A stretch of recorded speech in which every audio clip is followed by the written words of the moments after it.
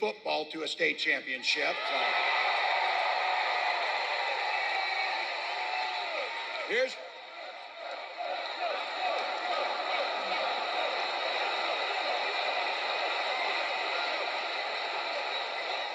Don't ever close that yearbook. That's my pro tip. Look, my students and my players are the ones who encouraged me to run for office. They saw in me what I hope to instill in them, a commitment to a common good, and something so important, the belief, as each and every one of you came here as a single person can make a difference. Can make a difference. Never planned my life to run for office, but I think my life prepared me well. And when my neighbors asked if I'd run for office, I was pretty clueless. I did not know that the district I was running in had only had one Democrat since 1892 before me. But my community graced me with the opportunity to represent them in the United States Congress for 12 years.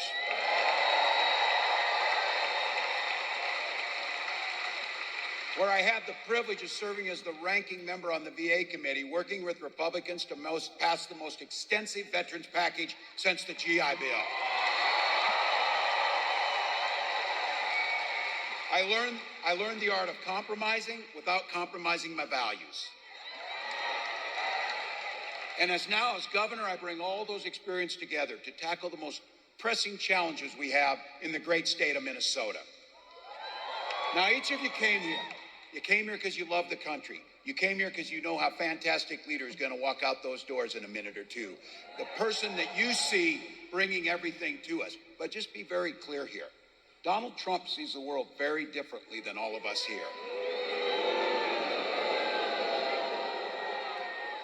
Each of you talk about service. Donald Trump knows nothing about service.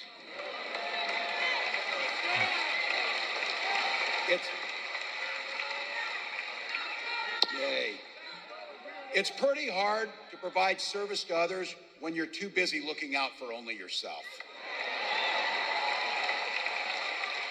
Again and again and again, Donald Trump made decisions to weaken this country to strengthen his own hand. He mocked our laws. He sowed division and chaos amongst our citizens.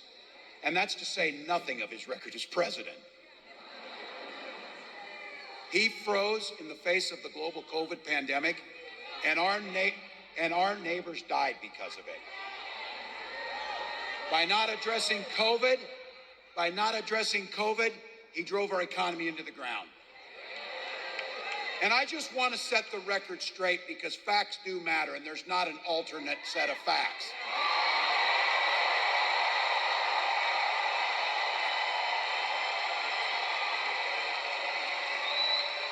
Here's one for you. Violent crime was up during the Trump presidency. And that's even not counting his crimes. Some of you gray hair or no hairs in here can actually remember a time when Republicans actually talked about freedom and believed in it. Not these guys. These are the guys that believe government should be free to invade your exam room with your doctor. I'm sure it's true here in Nevada as it's true in Minnesota. We respect our neighbors' rights to make their own personal choices.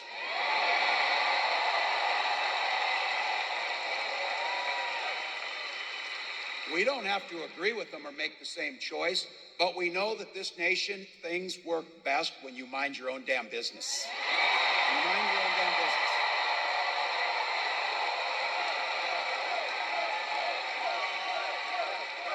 I don't need any help. I don't need any help from those guys telling me which books to read. I sure the heck don't need any lecture about morality from those guys. And the last thing they can mind their own damn business is I don't need any help from them talking about my family.